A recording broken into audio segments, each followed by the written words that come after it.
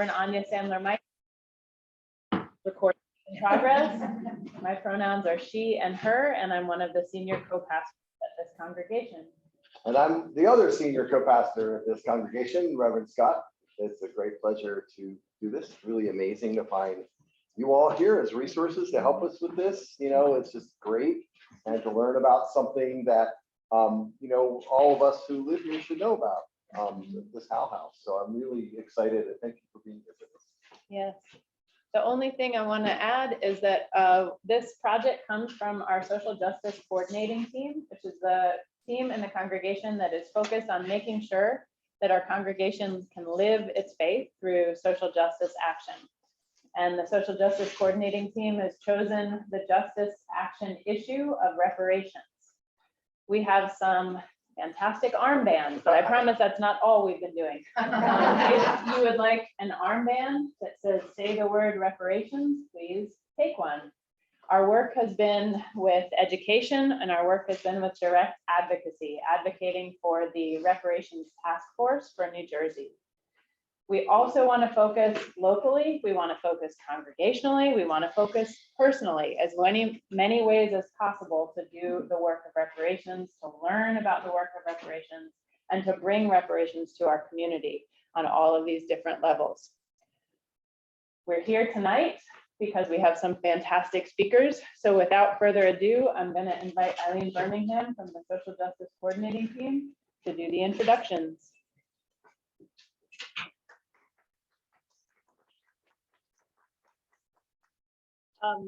Hi, everybody. I'm really honored to be able to introduce our two speakers tonight who I think are going to be so interesting for us to hear from. First, I'm going to introduce Janice Cross-Gilyard.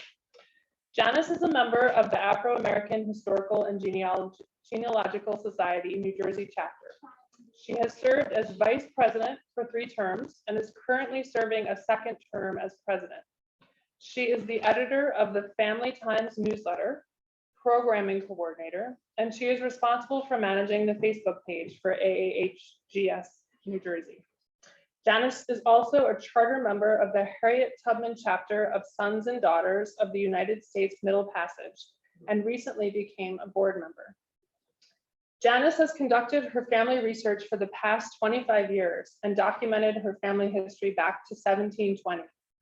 She is proud of her ancestors, which include farmers, authors, educators, 2 founded colleges, abolitionists, mariners, midwives, and pastors.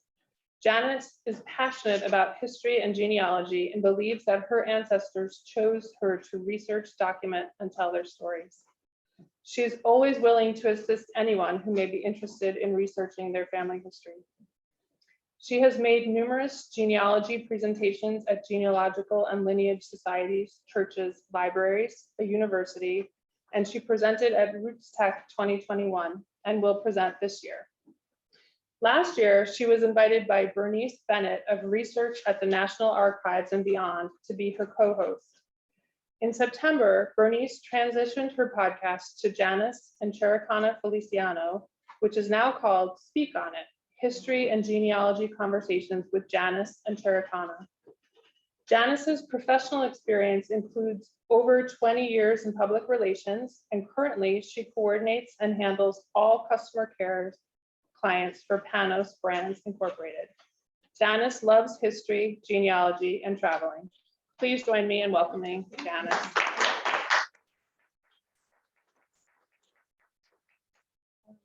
And now I'm going to introduce Frank Godlewski.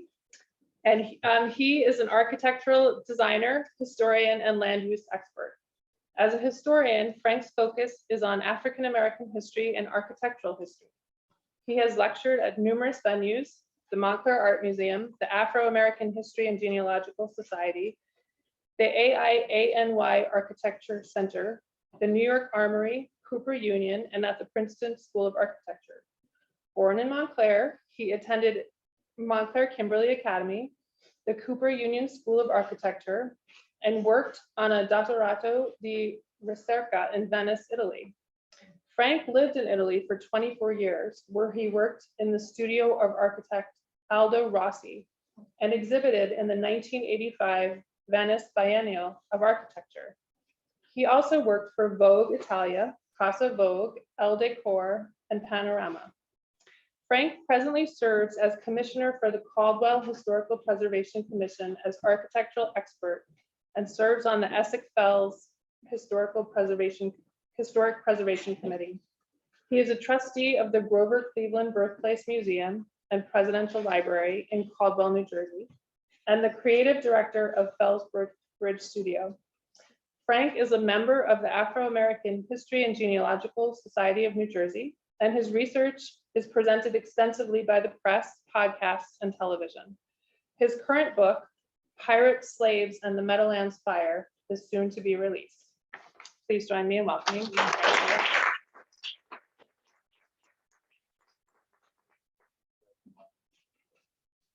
That's great if we can orient that way. I can keep Would you like to stay myself seated? in line. Thank you.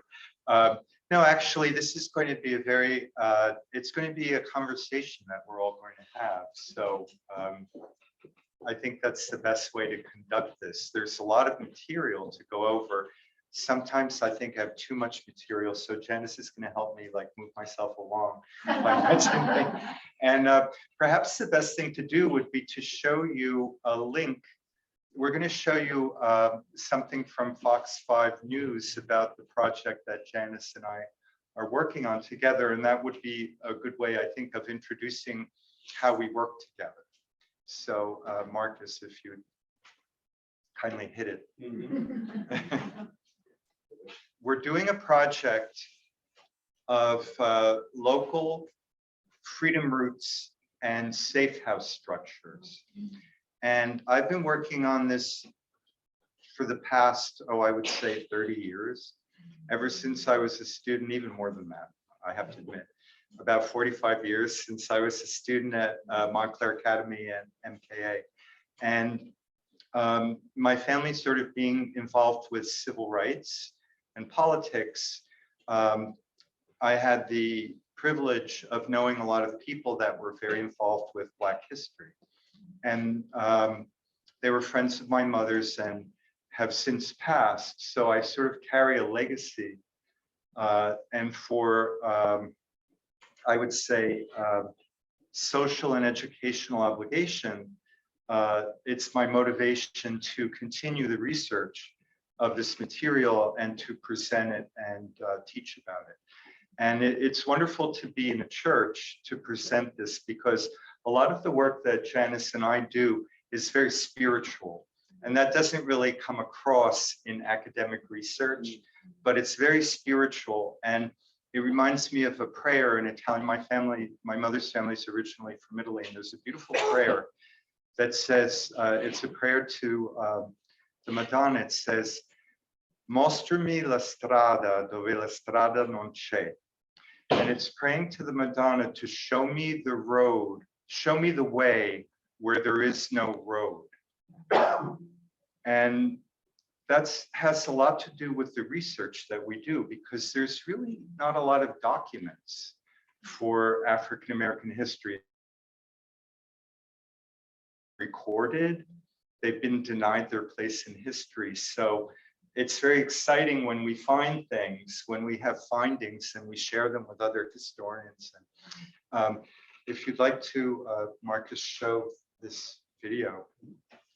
This is a project that we're doing about identifying safe routes and structures. Our next story is a unique look at the history of the Underground Railroad in our area. I had the chance to travel out to the Bloomfield, Montclair area, Essex County in New Jersey, and visit a restaurant with a link to the Revolutionary War and journey toward freedom. So this is it.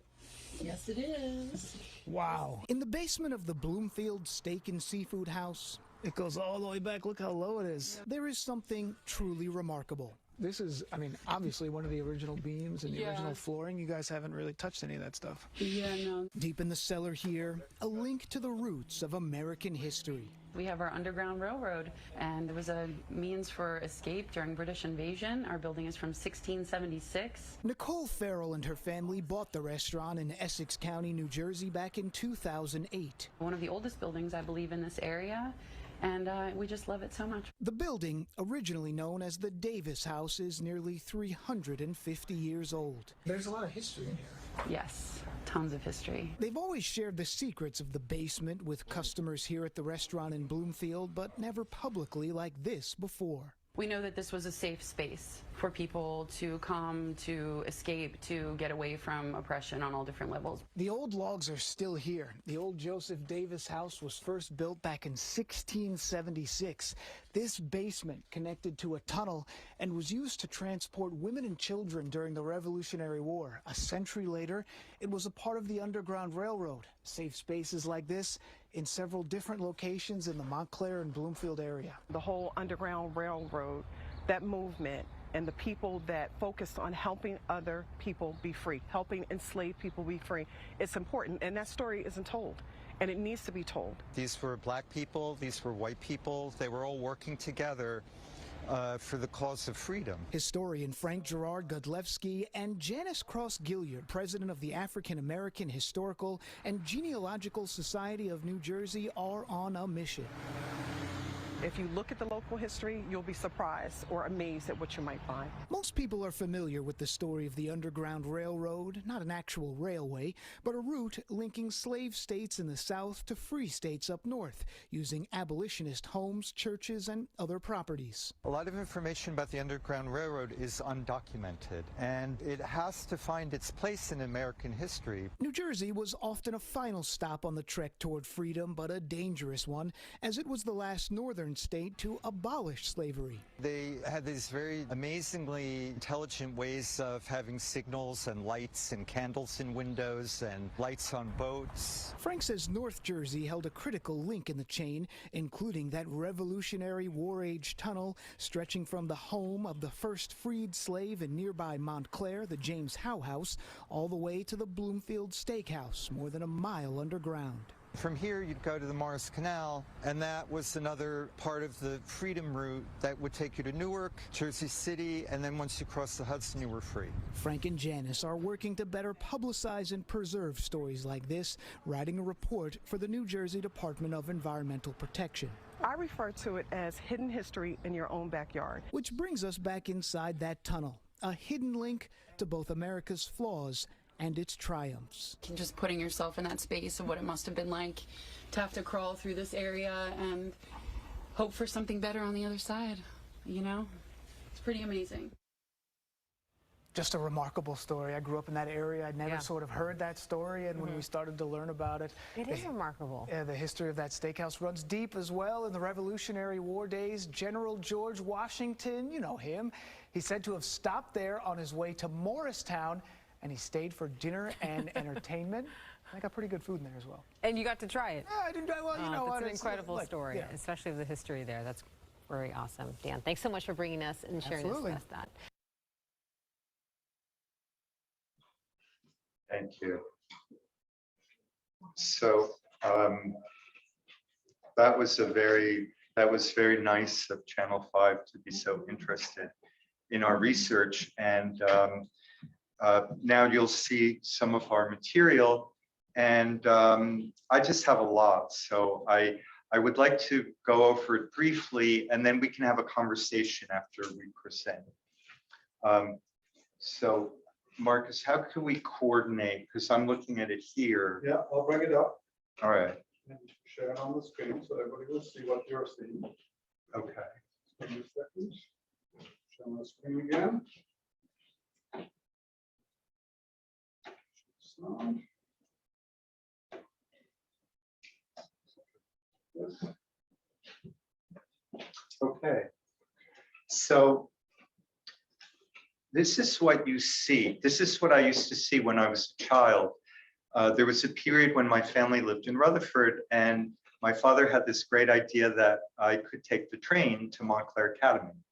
And it was awful. It was so treacherous. I'd have to go from Rutherford to Hoboken, Hoboken to Montclair, but I got to go to the old Lackawanna station, which was fabulous.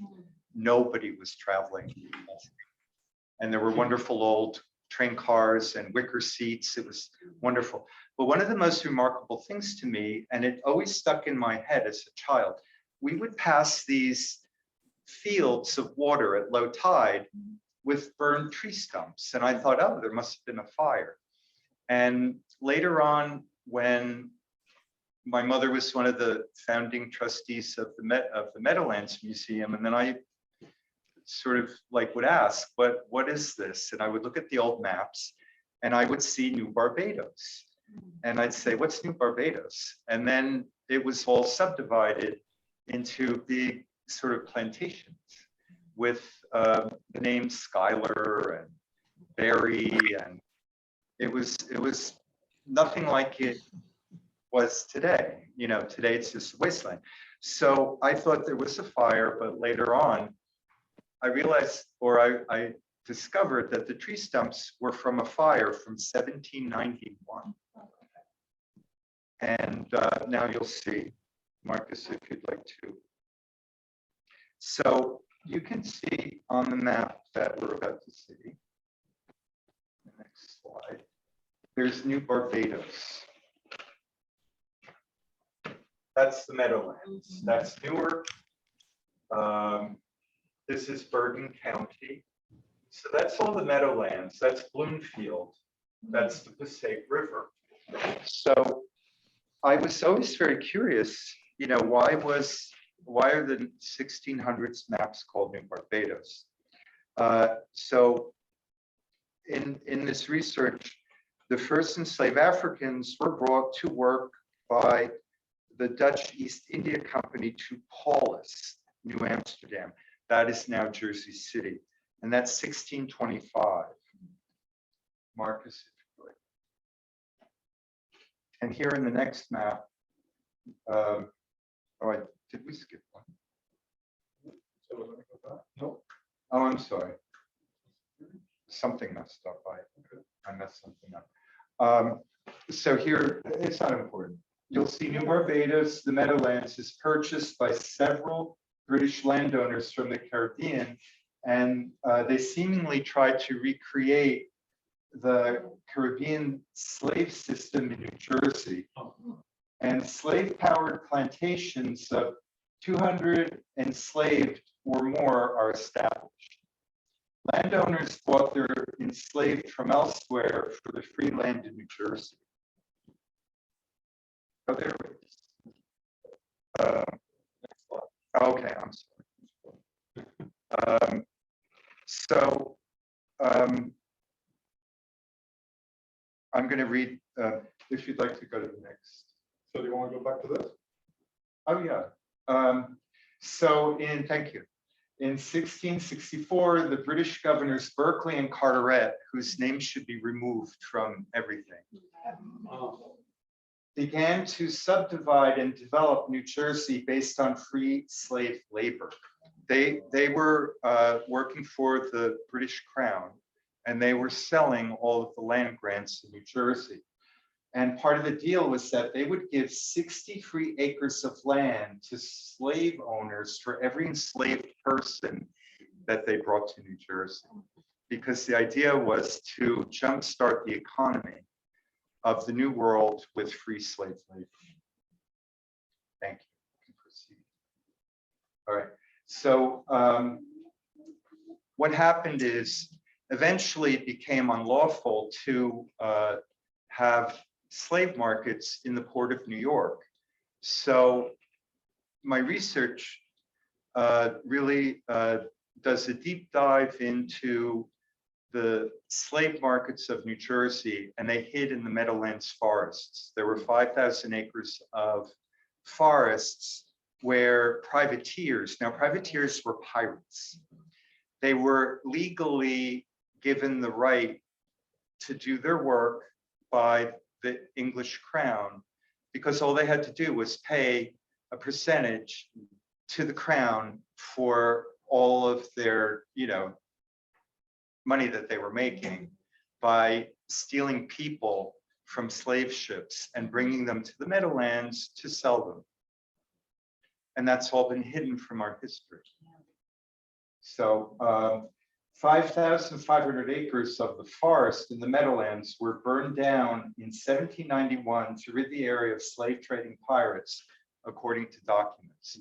The documents say that the sheriffs ordered that the forest be burned down. And this is probably because Alexander Hamilton had developed the idea of Paterson being the first industrial city in the world.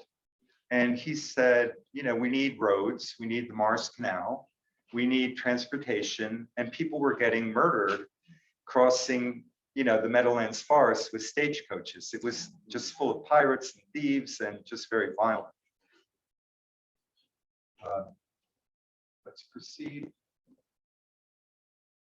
And so I showed you just before the blackened tree stumps. We can proceed. I'm going to read this. The Meadowlands, now home to football giants and Jets, and the American Dream Mall, was once the site of a notorious market where slave traders brought captive Africans who had been stolen from slave ships. In the Meadowlands during low tide, there were blackened tree stumps. Here was the thriving New Barbados slave market. Names of slavery-enabling governors, Berkeley and Carteret, and plantation owners are all around us. The slave market was hidden in 5,500 acres of lush cedar forest. The surrounding land, now a maze of marshes and development occupied by towns of Lyndhurst, North Arlington, Rutherford, Kearney, Newark, and Harrison, was subdivided into plantations stretching as far as north as Hackensack. That's why New Jersey is called the Garden State, Godlewski said. This is from an article by Julia Martin, who's a brilliant journalist. And it says that I'm writing a book, Pirates, Slaves, and Meadowlands Fire. The area jump-started the New World's economy through the free slave labor provided by enslaved Africans. Because of its location on a water route from the port of Perthamboy, where the slave ships arrived, the dense forest became a hideout for pirates who stole slave ships and to be sold into slavery. The market thrived, especially after the slave trade was outlawed in New York in the 1760s. Though at first the governors promoted New Barbados slave trade, they were eventually forced to confront the pirates' violent criminal activities. In 1791, sheriffs burned down the forest. 60 pirates were caught and hanged, and many others died in the fire. Named New Barbados after the wealthy slave owners who came from the British-owned Caribbean island, the settlement boomed after the colonial government offered bounties of 60 acres of free land for each enslaved imported. At low tide, the blackened stumps of the cedar trees are still visible to commuters. We can proceed to the next one. Please excuse me for reading this. It's information that's important. New Jersey, the last northern state to abolish slavery, was developed in the 1600s as a slave-powered plantation colony. That's why I was saying that it's called gardens. Slave labor was instrumental in jump-starting the economic growth of the colony. In the 1659 concessions and agreements of the British Constitution that enabled the colony of New Jersey promoted slavery. Lords Berkeley and Carteret, and I go on to say that they granted 60 acres. The settlement of New Barbados was founded in 1668 by William Sanford, a British plantation owner from the Caribbean. He transferred his business and slaves to New Jersey. Other plantation owners purchased large tracts of land at New Barbados from the government. These families intermarried and slaves were actually given as wedding gifts. In 1680, there were about 70 slaves documented in New Jersey plantations. By the 1720s, the number of enslaved had risen to over 2,500. The debunked Schuyler copper mines, and that's the first industrial site in the world, practically, in the United States, owned by the cousins of Eliza Schuyler, the wife of Alexander Hamilton. Not that many people know that. Are another monument to New Jersey's slavery past. The Schuyler copper mines are a piece of the former Schuyler plantation in North Arlington. Copper was discovered by an enslaved Moor born in West Africa, where there is a tradition of copper mining. He possibly had prior expertise in mining and was able to recognize copper ore. The Schuylers gave him a new suit for his discovery. Needless to say, they kept the wealth from this discovery for themselves. So this is a point that I make because of bias.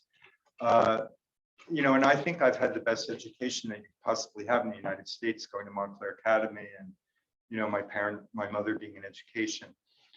We were taught with books from the South, from publishing companies that didn't want to really teach about Black history. It's embarrassing that I didn't know that.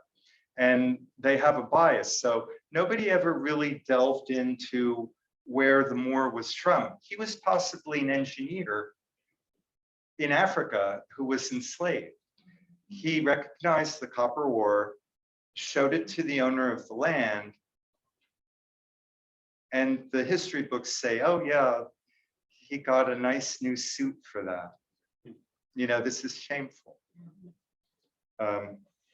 We can proceed. Although slavery was legal and the governors initially promoted slave trade, they were forced to confront the pirates' violent activities in the Meadowlands because it was just so dangerous. They couldn't do anything there. In 1791, the sheriff set the Great Fire to drive them out.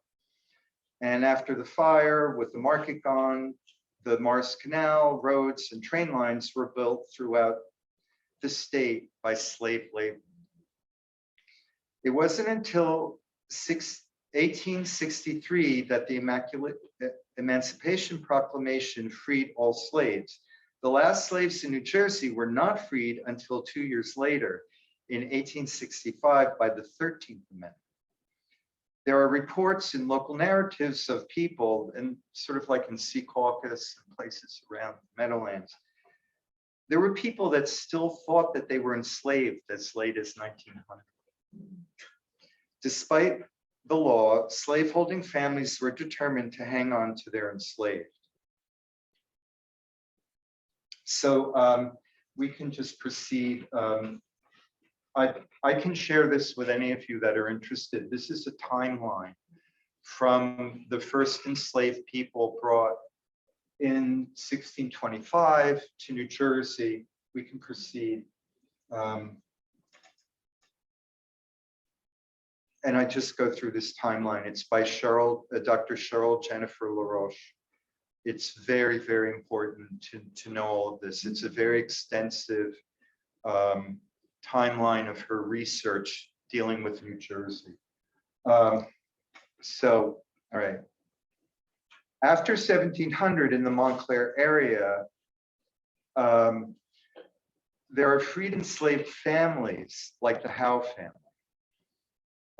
Abolitionists like some Cranes and the Davises, among others who were engaged in the freedom movement.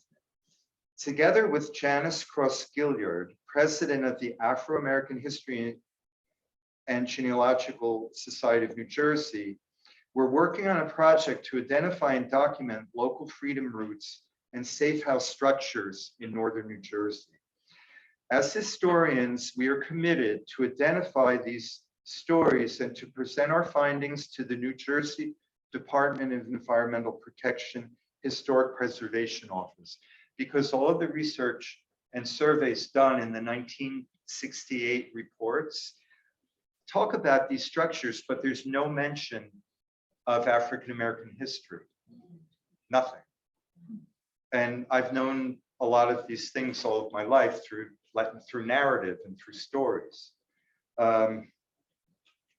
So the freedom routes and safe houses of New Jersey are important American history whose story isn't broadly known and needs to be brought to light. Much information about the Underground Railroad remains secret and undocumented. Due to the severe repercussions and cruel punishments enforced by the Fugitive Slave Act of 1850. So, you know, New Jersey, you wanted to go through New Jersey because if you were coming from the West or the South, you wanted to go to New York City because you could be free there. But it was so dangerous here because New Jersey was holding on to, you know, their slave laws. And there was then the Fugitive Slave Act that, you know, would offer high amounts of money to people who could capture fugitive people from enslavement and then send them back or torture them or kill them or whatever. But it was a dangerous place because New Jersey was the last state to abolish slavery in 1868. North Jersey played a particularly important role, especially the Montclair-Bloomfield area, because from here you'd go to the Morris Canal, across the Parkway today. And the Morris Canal had a lot of African-American-owned transport companies. In our area, there's African Americans who were never enslaved. They were always free Americans, like the Bowser family from East Orange. The architect from the Bowser family designed my house, and the former mayor of East Orange is a Bowser.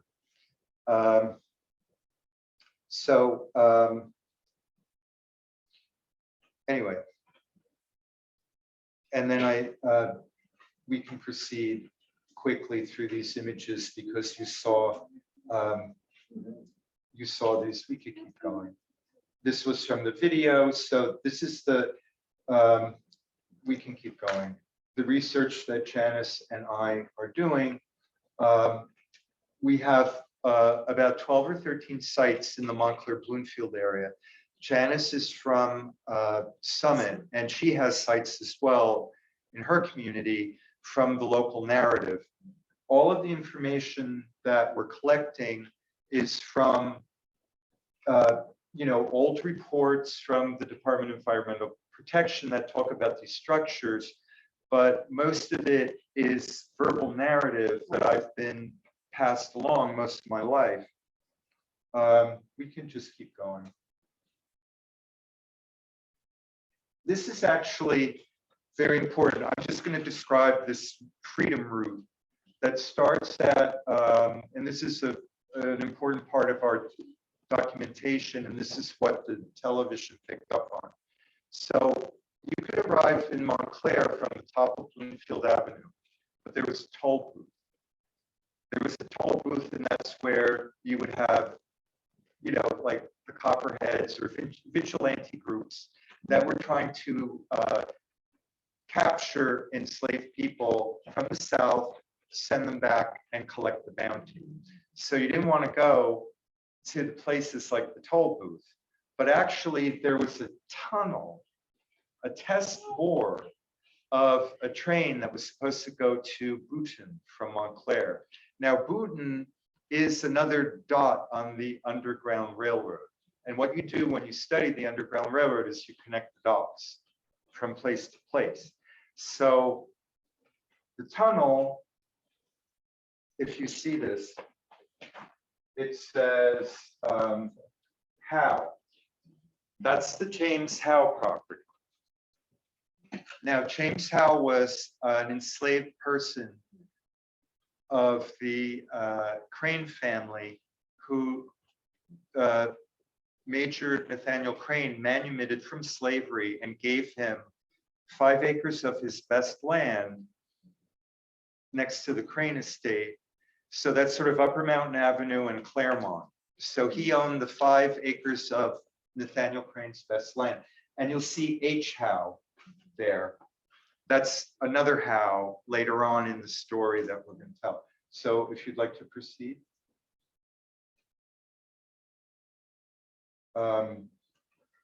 So that's this sort of shows a bit of our documentation of the Howe House.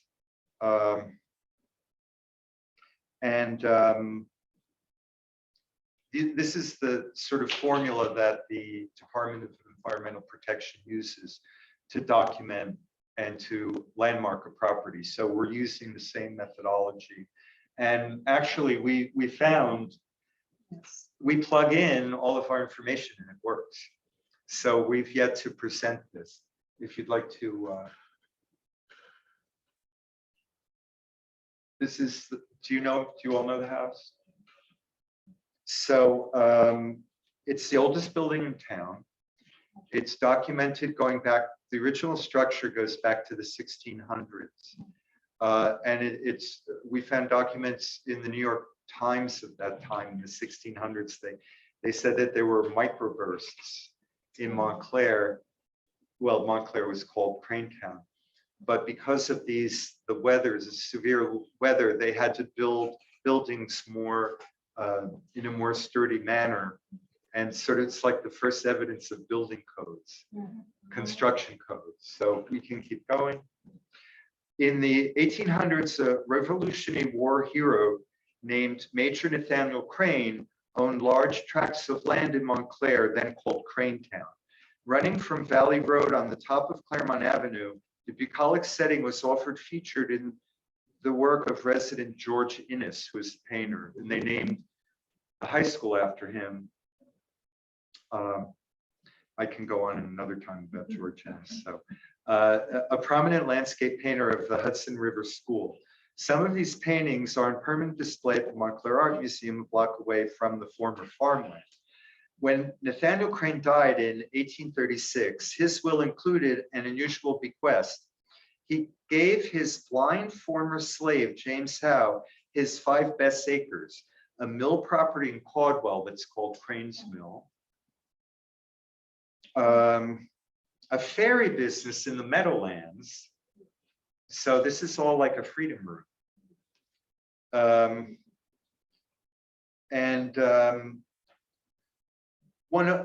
No one knows why Crane, who never married, didn't give his best land to his nieces and nephews. There is some speculation, that's me, that Howe was Crane's biological relative. But more likely, it was a purely humanitarian gesture. Crane was an abolitionist, and the gift gave to him a chance to foster Black businesses and landowning at a time when it wasn't possible for Black people to own property. Crane's great niece, Mary Crane, and her house was is now the Cajano Funeral Home, who never married as well, was a noted abolitionist who harbored escaped slaves in her home on the site of the current Cajano Funeral Home on Grove Street. So her house was next to the Israel Crane house. That was the original location. So when her dad died, she took it over, and that was the whole birth of a movement in Montclair, because that house became the Black YMCA. We can go on. The tiny clapboard house at 360 Claremont Avenue that Howe lived in as a slave dates from the 1600s. Well, I've already gone through this. There was a time that I was trying to purchase the house with my mother when we were trying to buy the house on the corner from Mike's family had built the house in 1900. And the relative, Mrs. Blanton Welsh, was very interested in the history of the freed slave house. And it's interesting that it was a Black man that sold his property on the corner to build the Blanton Welsh mansion. And, fortunately, Mrs. Blanton Welsh was so interested in the history that she actually had the house restored. And that's a wonderful gesture. So there's another Howe descendant, Henry Howe, we saw the H. Howe, who was one of the founding board members of Llewellyn Park. He was an attorney. and from actually New York. He was born in New York and then came out to Orange. So there's a lot of history that we're trying to piece together. You know, Janice is an expert in genealogy, and I read maps and, you know, building documents.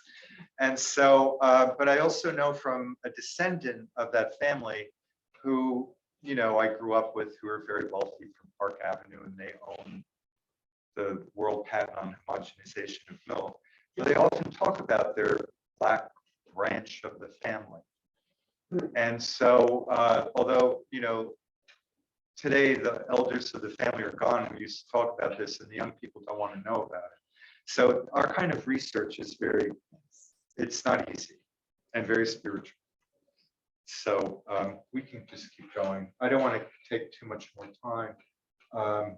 So this is just more, we went through, you see the James Howe House, you see Crane's Gap at the top, that's the top of Bloomfield Avenue. And then you see that it's on the Crane property, you know, this is where Upper Mountain Avenue is, and that's the Crane House that was demolished. And from that Crane House, there's a Revolutionary War tunnel that goes 1.4 miles down to Bloomfield to the Davis homestead. Now, the Davises were another abolitionist family. They founded the First Presbyterian Church of Bloomfield. They gave their land for the green. They built the church, they built the cemetery, and that property was on the Morris Canal.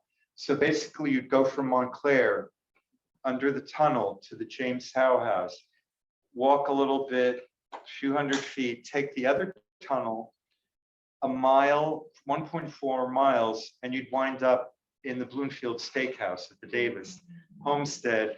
And from there, you could take the Morris Canal and then go to Newark, Jersey City. And then once you cross the Hudson, there are tunnels supposedly under the Hudson River.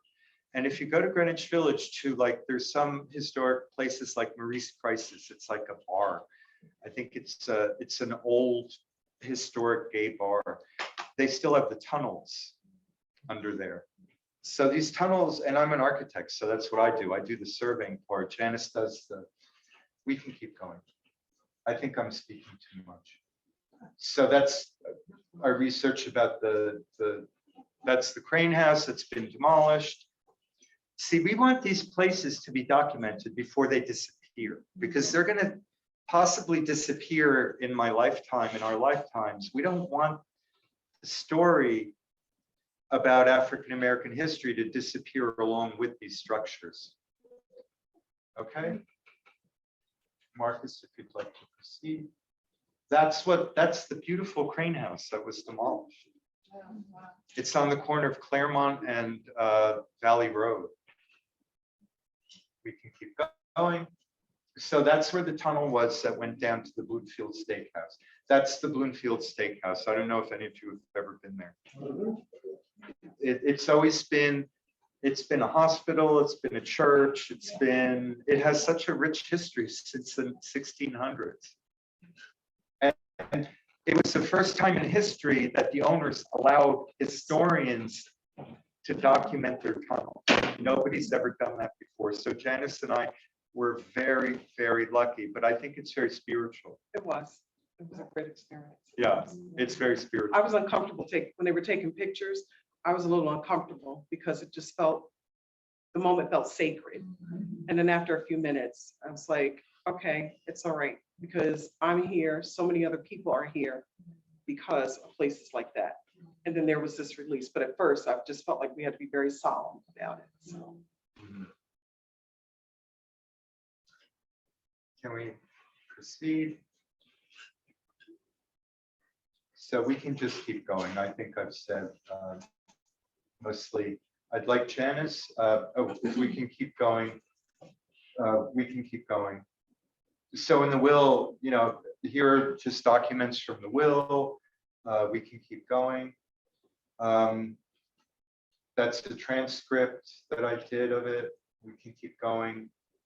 Now, I don't know if you know that the Montclair Historical Society, when my mother and I couldn't purchase that property because the developer wanted to knock the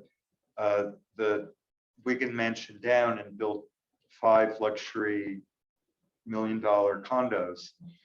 I went to the Historical Society and I said, please do something with the James Howe House. So they went to the developer, they made a deal with them. They said, we'll take the house and we'll move it behind the Crane House Museum and call it a slave house.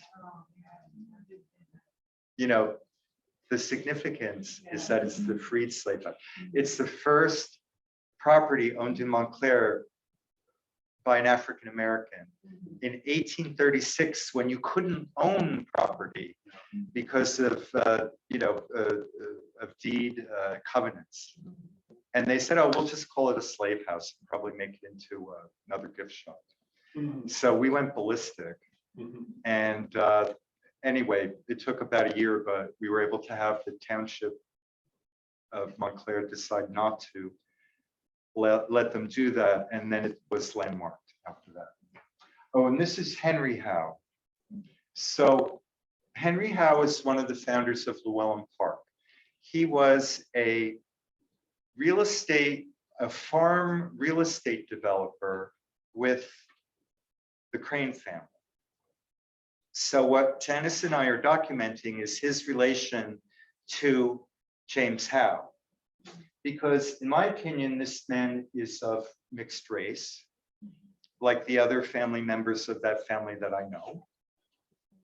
And so that's what we're working on. We can keep going. But do you know Howe Street in Montclair?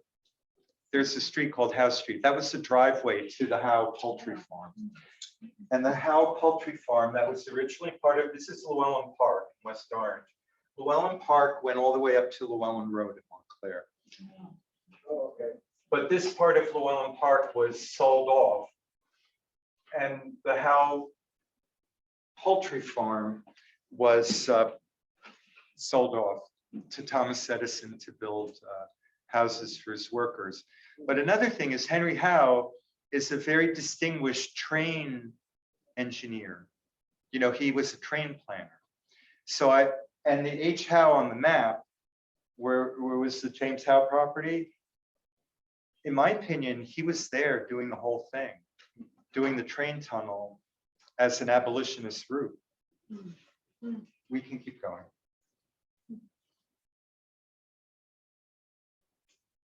That's the house. It's a very beautiful mansion that I wish I had a better picture of it. The garden, it's like a neoclassical Italian villa. This is just the back of it. This was the house of Joseph Howe, who buys the house for $1 and sells it for $1 in the 1800s. So because Black people couldn't really buy and sell properties. And the son of this gentleman was a famous artist from the Montclair art community, you know, the artist colony. So we're researching this. We can go. So that's 1800.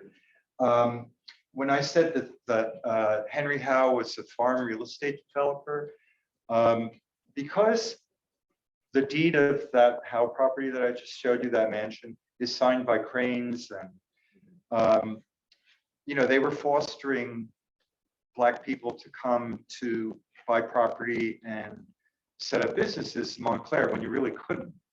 So this is a beautiful picture, I think. It's a family that's from the South who own the house behind them. So we have a very important history to bring to light and to protect. Okay. There's always a little bit of delay. Oh, I'm sorry. So as you know, we had the second Black YMCA founded in the United States. That's been demolished. I was the only person screaming and kicking about the demolition of that building. I actually, I called the Department of Environmental Protection when they started exposing graves from the cemetery that was under it. So that blocked it for about a month, but it wasn't long enough to convince the township to preserve the facade. I actually acquired all of the photographs. We can keep going. I acquired the photographs from somebody that found them in a dumpster and sold them to me. They sort of scalped me on that, but I wanted them to go to the library. This is Mrs. Hortense Tate, who was the director of the Black YWCA.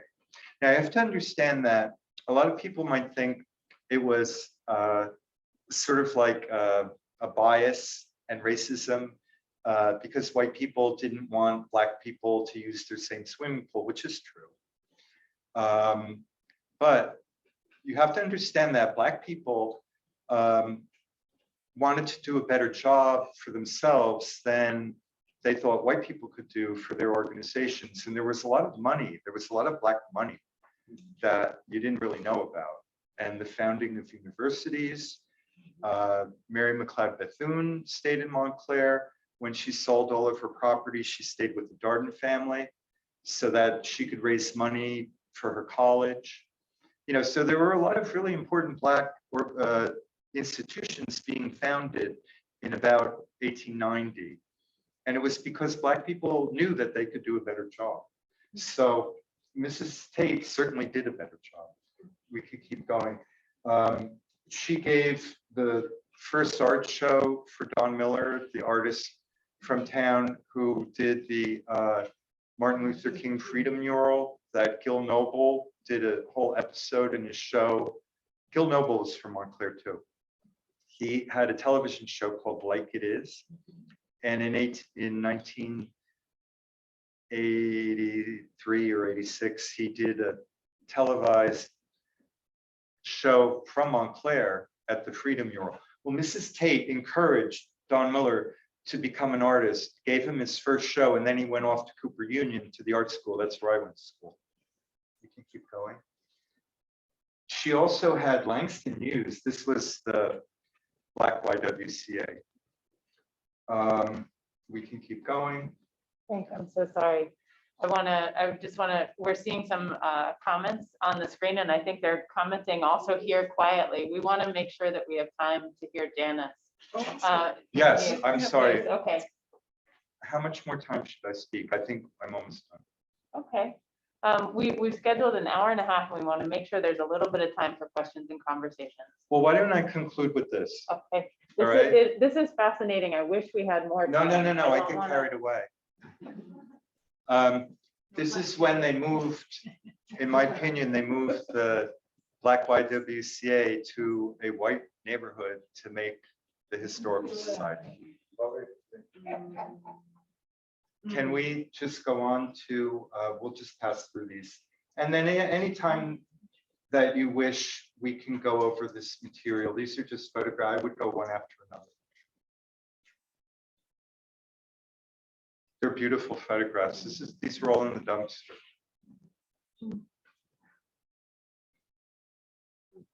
Janice, would you like to? Okay, so if you want to go ahead and just bring it up, the slide up. Oh, Sorry, what? My PowerPoint. Yeah, so should I take this one down? yes. Thank you for reminding me.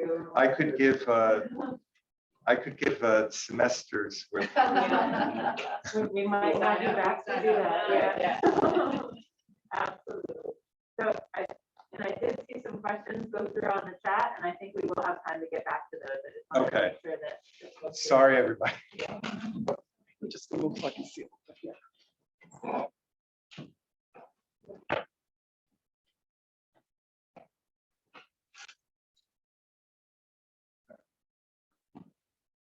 Okay, so thank you to everyone for having Frank and I. And just so everybody knows, we have a great relationship, and I do have a portion that I'm sharing. So next slide, please.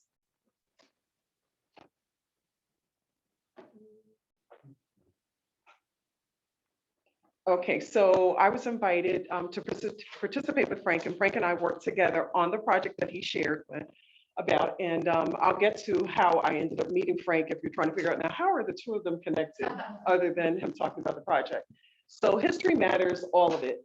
I'll share a little bit about genealogy, also the organization that I'm the president of, which is the Afro-American Historical and Genealogical Society, AAHGS, and then speak on it, History and Genealogy Conversations with Janice and Chericano, which is a podcast that I host, or we host. Next slide, please.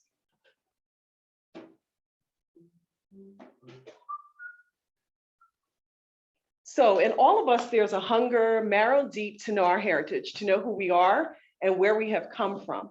Without this enriching knowledge, there's a hollow yearning. No matter what our attainments in life, there is still a vacuum and emptiness and the most disquieting loneliness. And I always like to put pictures in my presentations. So to the right where you see the gentleman, that's my great-grandfather. And then to the left, the woman in the middle, that's his daughter. And then I always like to include children because no one did my family research, and I'm determined to change that. Next slide, please. So genealogy defined an account of the descent of a person, family, or group from an ancestor or from older forms, the study of family ancestral lines. I started my family research or genealogy journey 27 years ago. It began with a suggestion, a question, and a challenge from my husband. And that's my husband to the left, Pastor Damon Gilyard. And he said, well, you should do your research. And I responded, I know who they are. And he says, okay, who are your parents? That was simple. Who are your grandparents? Easy. Who are your great-grandparents? Oh, wait, I have no clue. Next slide, please. And this is all going to tie into what Frank talked about earlier. So just hang in there with us, okay? So such a journey today. Since starting my genealogy journey, I traced my family back to 1720.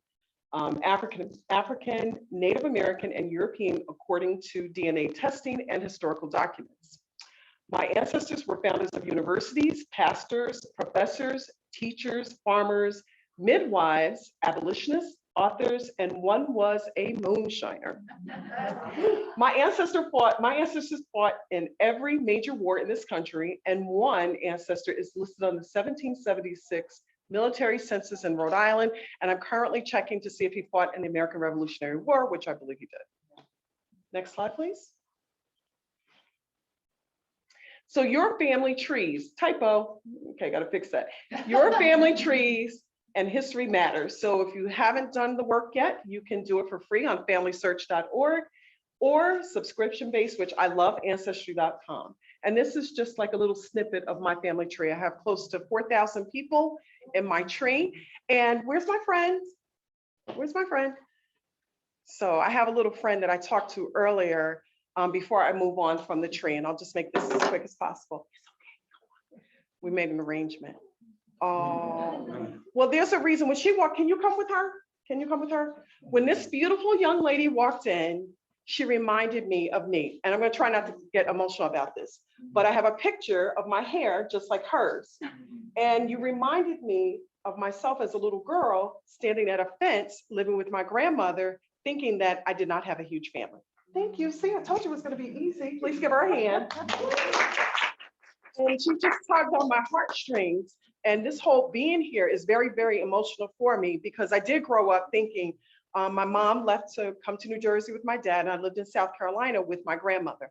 And I remember, and she just like caused a major flashback for me that that's how I looked as a little kid standing at the fence thinking I did not have a big family. So to find out, to do the research and find out that I have 4,000 people in my tree, and I still have a lot of work to do is just mind blowing. Next slide, please. So questions for you, you don't have to answer and because of time, but have you researched your family history? How far back, if so, were you able to trace your family? Do you plan to share your findings with extended family members? And if you haven't started, I encourage you to start the process. No one in my family on the maternal or paternal side, 27 years ago, had done any research. And so when I started doing the work and asking questions and finding things, I'm going, wait a minute, you all didn't know about this? And it was just mind blowing. And I encourage you to look at some of the poster boards that I have in the back that represent my family. Some of the information that I have found is just powerful. So if no one in your family is doing the work, I would encourage you to start the process. You want to get to those older ancestors as soon as possible to get their stories, to get the history, and to find out what their lives were like. It's very, very painful when you start doing the work and you think, oh, I wish I had been doing this, or someone had done this, to get those stories. And it was so bad in my family that I would say, well, how many kids did the great grandparents have? And they were like, I think 7, I think 8. Well, they actually had like 11. And I found that out. So when we host our family reunions, and I'll move through this as quickly as possible, the group that I really go for, the adults, they pay attention, but I work on the children. And I let them know what I had to go through in 27 years of research will not be their story. So when they have those projects in school, I'll be able to, if they, hey, can you send me information? Yes, and then I show them how they fit into the family. Next slide, please.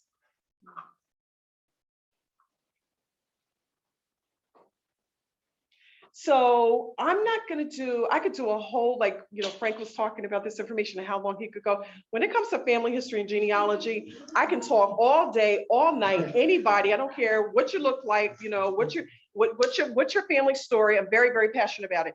And I'm so passionate about it that my husband right now is probably regretting asking me that question. So this one is really important to me. And I vowed that whenever I'm given an opportunity to share, that I will always include this. And what you have to the right is a slave bill of sale. And I'll get to that in a moment. So this research journey may be challenging, but it is not impossible. Our ancestors are in historical records, private collections, universities, libraries, and we will find them. One thing that I'm trying to correct, and I know that when people say it, they say it innocently, and that is there aren't a lot of records. That's not true. I'm finding out that that's not true, that there are. African Americans, if they were enslaved, were considered property, and you documented your property. And I'm finding my ancestors in those records. And again, it gets very, very emotional, and I'm trying to work on not crying when I'm doing these presentations, but it's difficult sometimes to find your ancestors listed with tools, or a bed, or a rake, or a bowl. And so that's why this history is so important. And I tell people that don't look like me, you don't have to feel bad about it. It's not my shame to wear or bear or yours, but we do have a responsibility, as Frank has shared so often through his presentations and today, we do have a responsibility to, and I'll talk about it at the end, to research, number one, to document and to share and to correct the historical narrative. For me as a child, looking at them, when it came down to my history, they started with slavery. And I felt bad. And then when I started doing the research, I'm like, wait a minute, you are a person. Your ancestors were enslaved, and our history matters. It's a shared history. Black history, African-American history is American history. And so it's all of us coming to the table to have a conversation and to talk about it and not feel shame, but to deal with it. You cannot fix, and that's what we're dealing with a lot in this country. You cannot fix what you will not face. If you just want to skate, you can skate. The issues are still going to be there. So how do we heal? How do we become better? We heal and become better by having a discussion, dialogue, and getting to it. I taught my kids.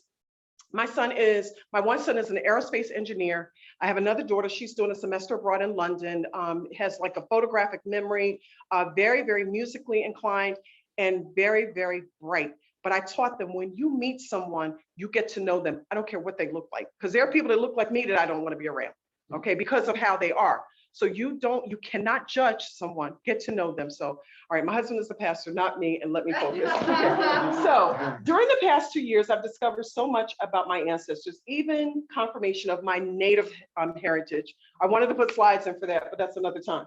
The historical document that moved me the most was the slave bill of sale from my 5th great grandmother, Willoughby McWhite.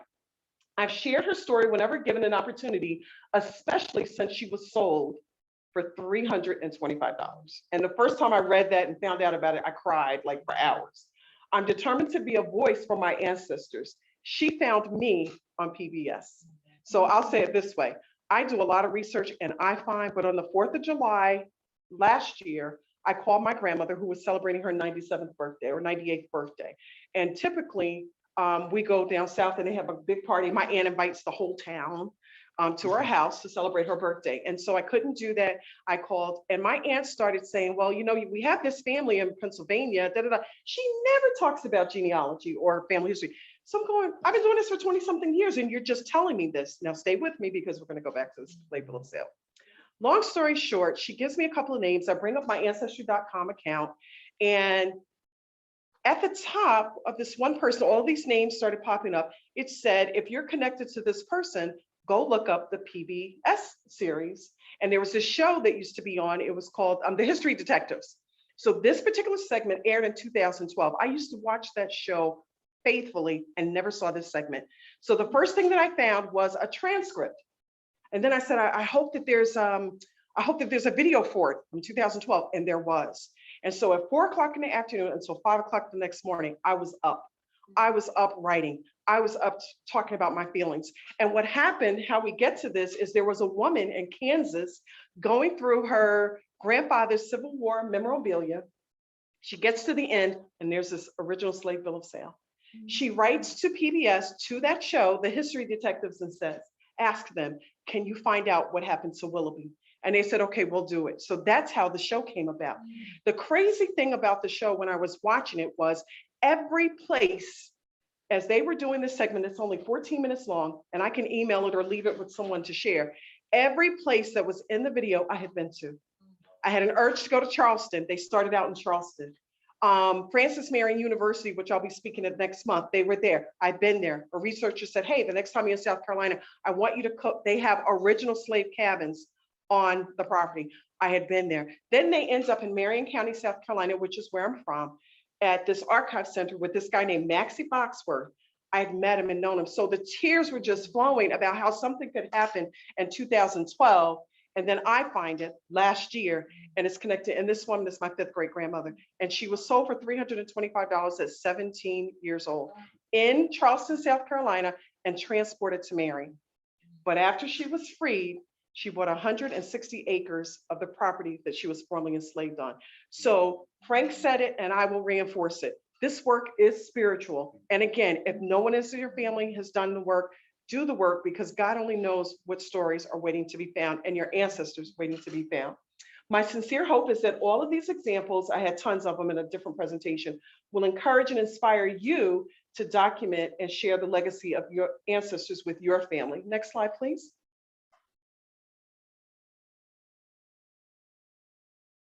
And so the Daughters of the American Revolution had a ceremony about 7 years ago.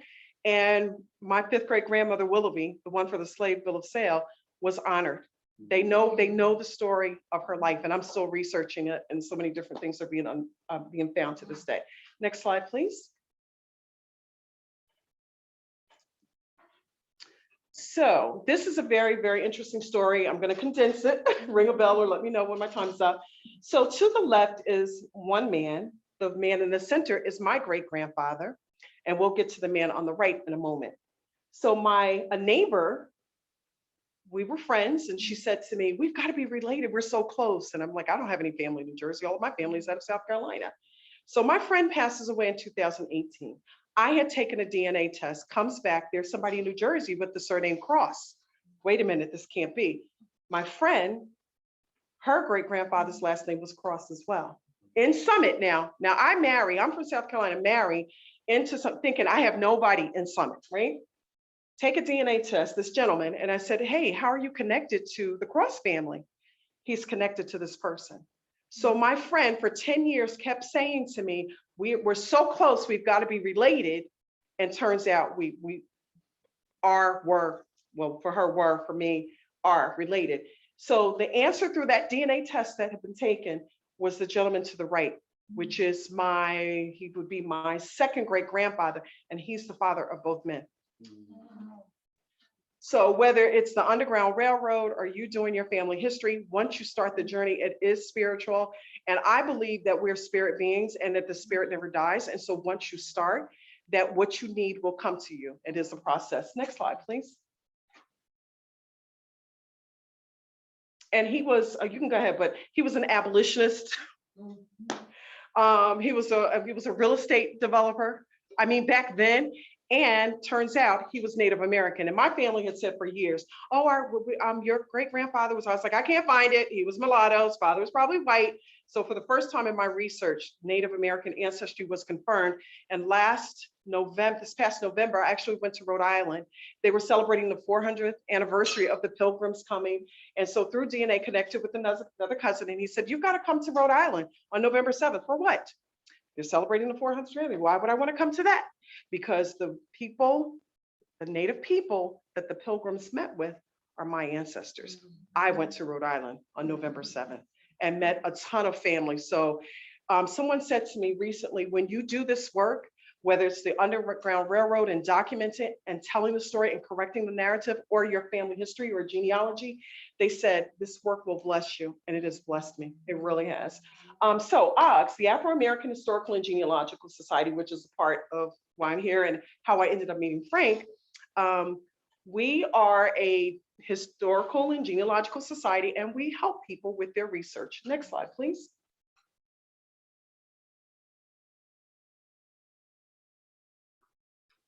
So we'll read through this quickly. I've been around for over 30 years. The New Jersey chapter of AAHGS has strived to preserve African ancestral family history, genealogy, and cultural diversity by promoting research and disseminating information through the community. We seek to create a network of persons with similar interests, sharing our experiences and resources to assist members in documenting their histories, whether it be family history or local history. Next slide, please.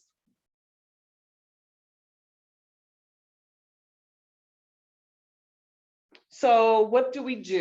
We host monthly meetings for our members. We meet the second Saturday of the month. Guest presenters, we coordinate. I'm one of the program coordinators, so we have someone come in and share at least once a month. We're off during the summer. What else do? We make presentations at local libraries, churches, universities. I already talked about assisting members with their research.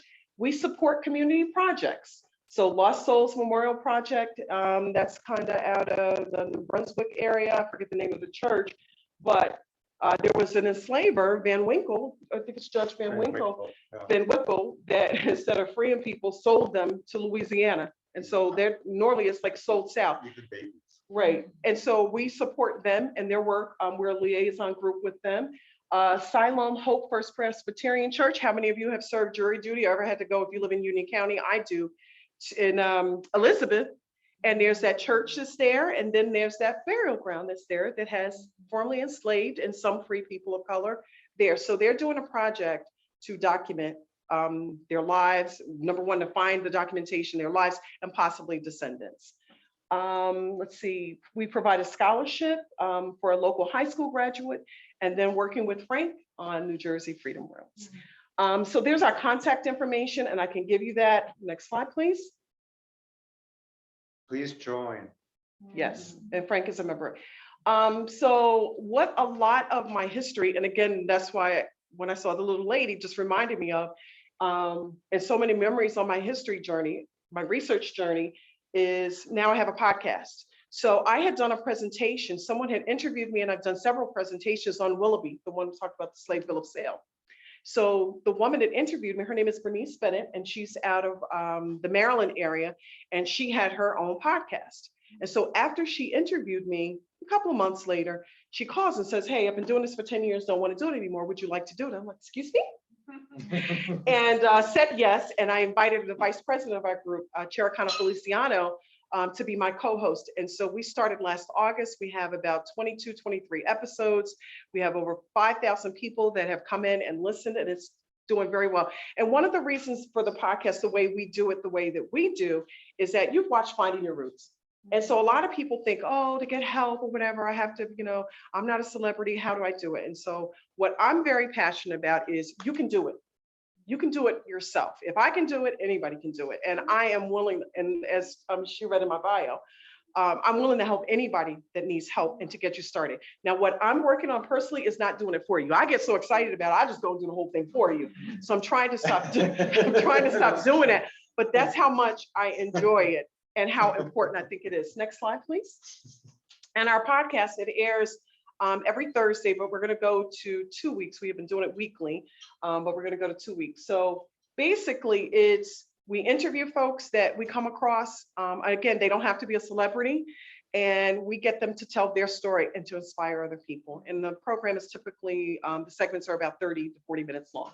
Next slide, please.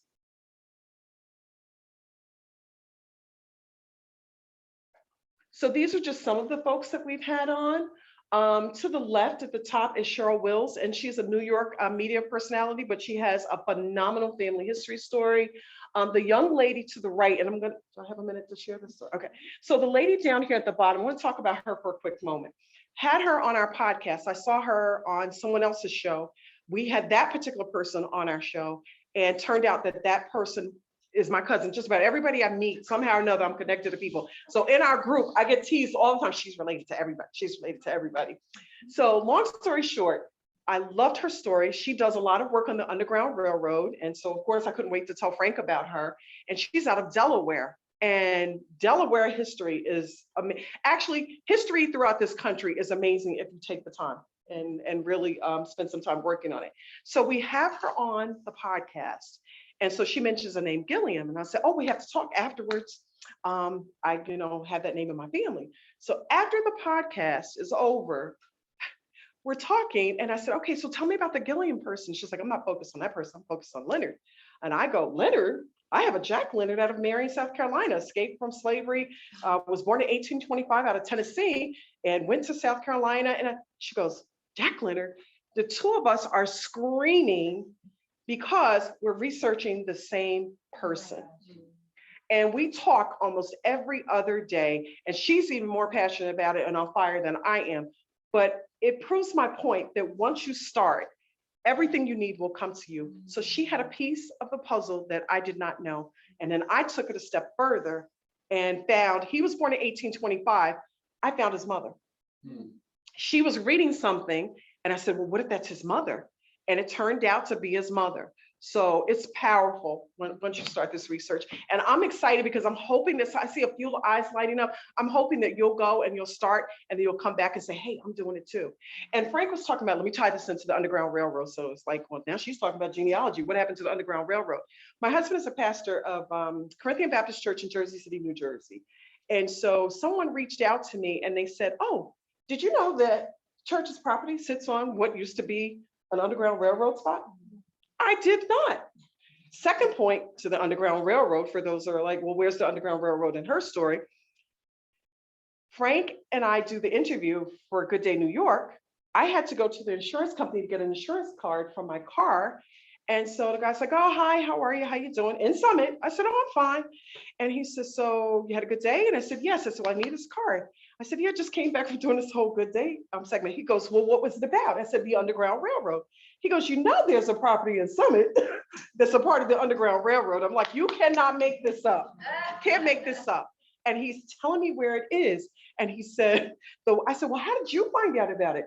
He said, well, they had a fire and the insurance adjuster went in and was in the basement. It's like, well, what is this? And they're like, oh, it's a part of the Underground Railroad. Really?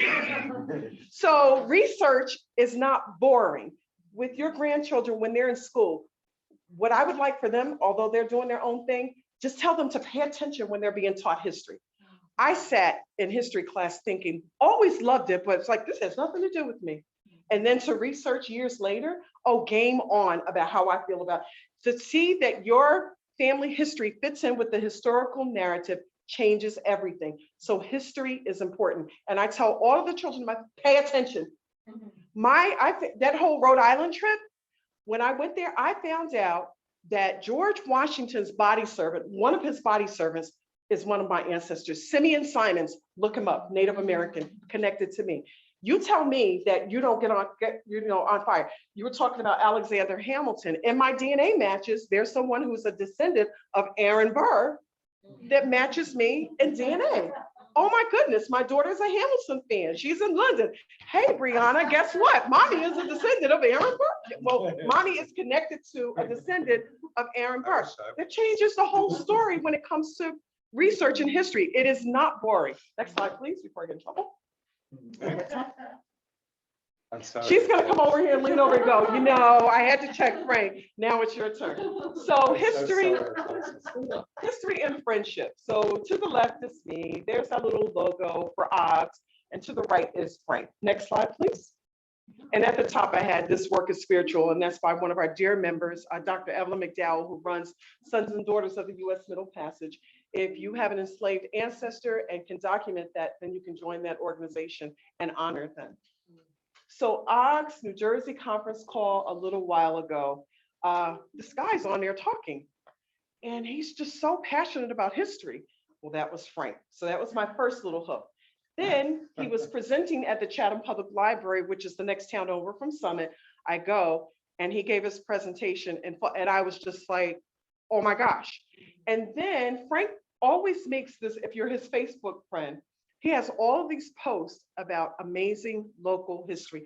Fell in love, and I kept saying, you've got to take me on a tour. You've got to take me on a tour. Then we began working together on the New Jersey Freedom Route project. And I have learned so much. He is like a walking encyclopedia, but history and genealogy perfect together. Next slide.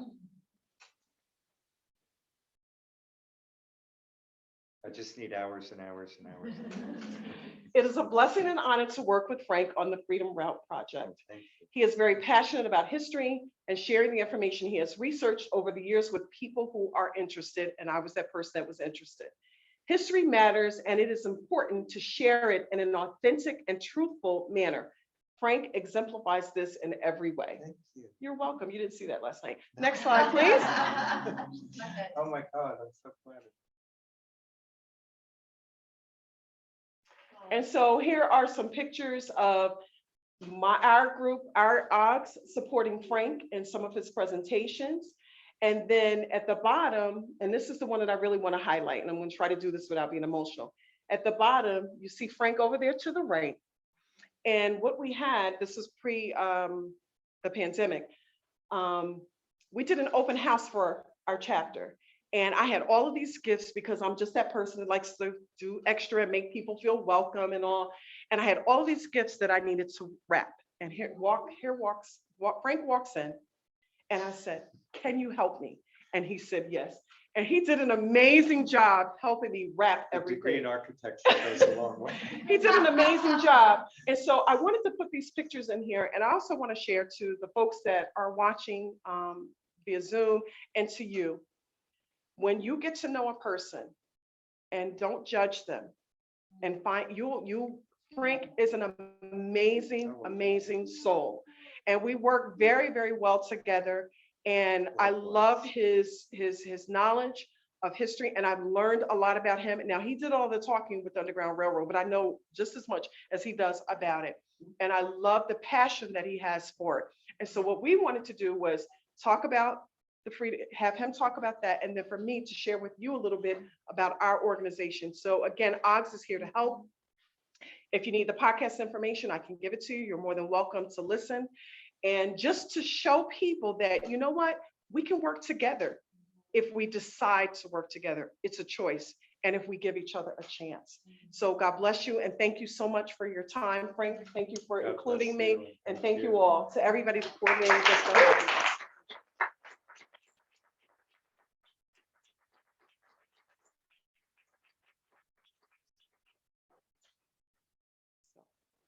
So we have an opportunity now for 30 more seconds. Well, at least I made it. I feel good about that. I made it before it ended. I wonder if you are so willing to at least put in another 10, 15 minutes just to have a little bit of time for back and forth. If you need to go, if you absolutely need to go, we completely understand. We've had some comments and some questions come in on the chat. We'd like to open up some space here for questions and comments in the room. As we're doing this, I'm going to pass around it says a sign-in sheet, but really what this is, if you are moved by what we have witnessed, perhaps there's work that we could do together to achieve some of the things that Janice and Frank both invited us to pay attention to.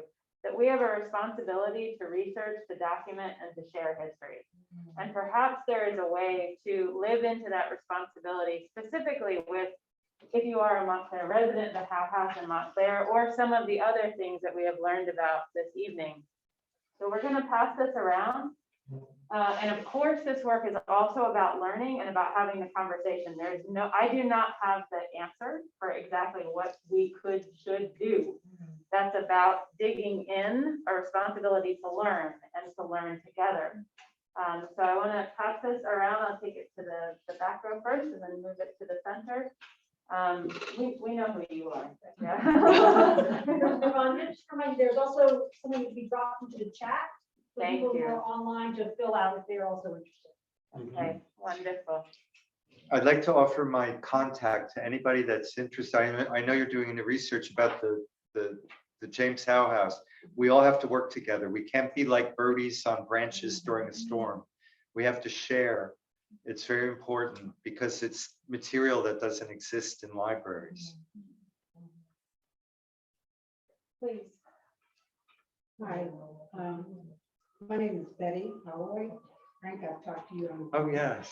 Hi, Betty. Nice to meet you. And it's nice to meet you. Nice to again. meet you too, and I'm thank a you for member of sharing your the- granddaughter with me. Yeah, I'm a member of the.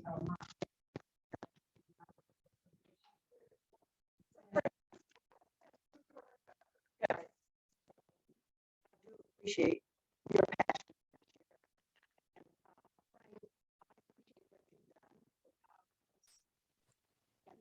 Finding a structure in the back of the claim property.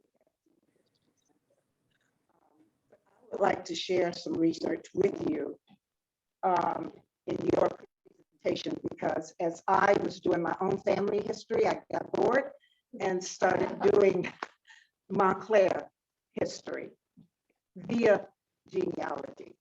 And Hortense was not the executive director. Hortense was a personal friend of mine. She was not the executive director at the Y.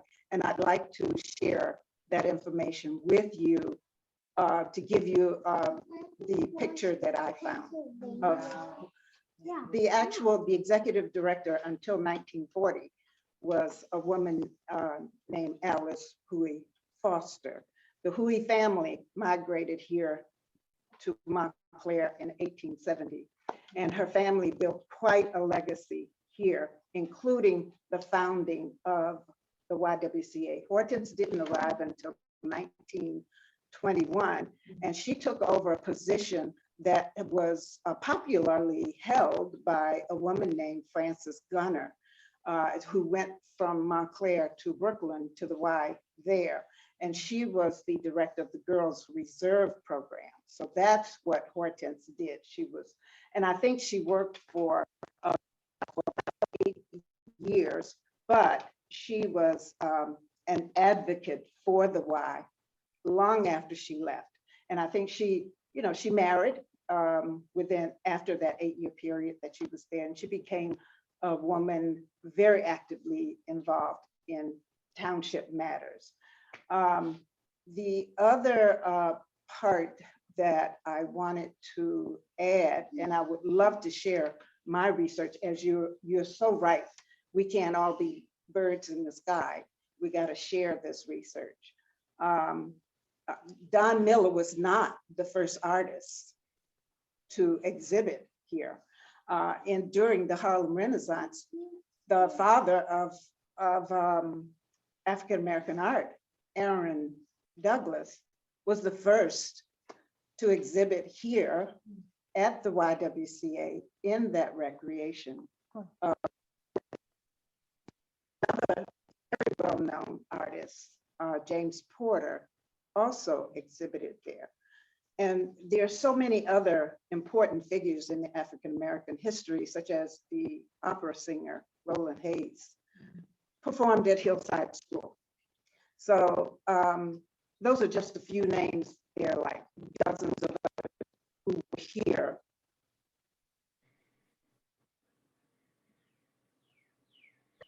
Yeah, that's exactly what we're talking about. And that is working together, correcting the historical narrative and sharing. And so thank you so much for that. Yeah, Thank but you. the work that you have done is just fabulous. And I love what you've done for the Montclair Public Library, Frank, in getting Don Miller's mural on permanent display there. I mean, that was truly important work. Took 10 years. On Sweet Daddy Face. Thank you so much. Well, what I think, what I intended to say, it was Don Miller's first show. It was Mrs. Tate, who was wonderful. She was in Brighton Gardens with my grandmother, and she was like 105 and still willing to talk, and an amazing person. She gave him his first opportunity to have a show when he was a child. And she also had Langston Hughes come, and I'd love to document. Langston Hughes came in Before that, earlier. yeah, before that. Mhm. Yeah. See, I told you I have a. Right, I can't wait to learn all about that. Yeah. Thank you. We're going to move to at least a few more questions. I saw Johanny had your hand raised Thank you. Wonderful presentation. I have only 20 questions, but I think the one that's at the top of the list is if you were to have your druthers, the two of you, on what the community could do these birds together around the Howe House. I'm curious, you had mentioned that it's landmarked and then in Montclair. It's a local Can you landmark. say a little bit about, is there a state registry, federal? I mean, what, I'm who going lives to there work now? on I mean, that. kind of stuff. We said that we were going to work on it, and then nobody worked on it, and then I got involved with taking care of my mother. But we can do that together. Yeah. I have all the forms to fill out. And there's Amina Toller, who has contacted me, and we wanted to have a plaque made. So we're working on that. We get a lot of pushback. It's strange. We all have to work together. And the pushback from, I'm just curious, what's the pushback from? It's like we try, it could be the township. It could be that organizations want to do it and then they don't want to do it. So we're just like people. So that's, while we're just all people, it's hard to just do things. We have to be together, and that's better. One of our members shared in the chat that Don Miller's artwork was, or maybe still is, on display here at this congregation, and his son was a member at one point. Yeah. Yep, it was. I saw that it's out, the first part. Oh, you saw it at his house? Yeah. Oh, wow. With Dr. Miller, Judy Miller? Well, my husband was so-called early bird swimming guard at the YMCA in Montclair, YMCA. But he could never get there on time. So Don Miller used to swim also. And so he decided to invite us to his home. And then we saw part of the Martin Luther King thing. It was fascinating because it was huge and this house was very small. Right. There was only one part, out of 16 or 17. That took 10 years to find a place for it, because I went to Montclair State, I went to the high school. I said there should be somewhere in Montclair this image permanently displayed. It's a learning tool. It's a library upstairs. Finally. Yeah. And I said to Dr. Miller, John Miller's wife, and she said, this is great. And I said, well, the library wants it. And she said, I'm going to give it to them. So she gave it to them. The Rotary was willing to pay for it. And she said, no, I'm going to give it to them. And it later came out that Don Miller was the director of Montclair Public Library. It had been forgotten in time. Marcus, were there any questions from the chat? I know there was one early on about the location of Yeah, that something. was answered. That was, okay. Somebody asked where the location of the Black YMCA was on Washington Street. And the answer was yes, where the Charles Bullock School is now. And one of our members, Wendy McNeil, shared that Hortense Tate lived in the Darden Apartments on Orange Road. Mrs. Tate was my neighbor. Yeah. And the Darden family, they wrote a book called Spoon Bread and Strawberry Wine. It's one of the most fascinating books about Black history in Montclair. And when they wrote it and it came out, and Norma Jean was, she was a Philomena model. And she had gone to Sarah Lawrence and her sister had gone to Columbia. And they wanted to sell this book in Montclair. They went to Haynes and they said, would you like to sell our book? And Haynes said no, because it was about Black history. This has been incredible. Are there any more very short comments or questions that folks have? I'm so glad I'm seeing a lot of folks add your names to this, because I have a feeling that we all are feeling right now, the way I am, that this is not done. that we started an incredible conversation that we're so grateful for, and it will be amazing to continue this work. With pleasure. Thank you. Thank you all. Thank you.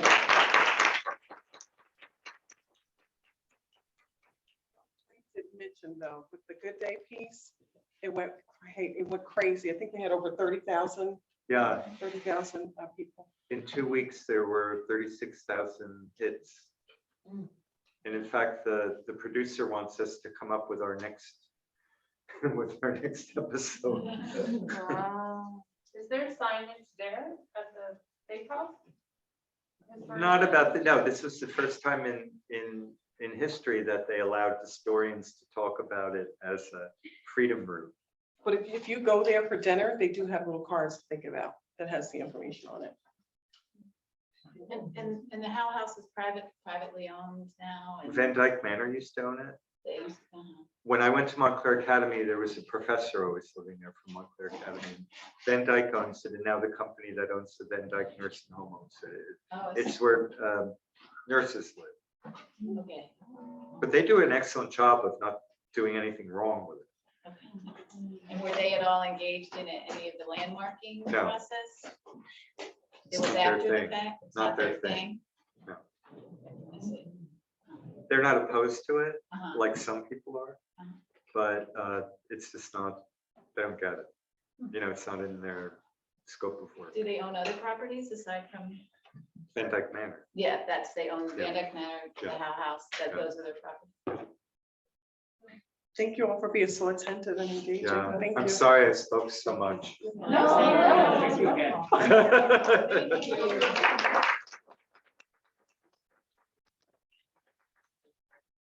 We already have our contact information. If anyone would like my card.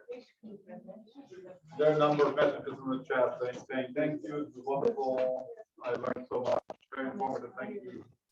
Thank you both, we learned so much. Thank you for sharing. Thank you. Thank you, Marcus.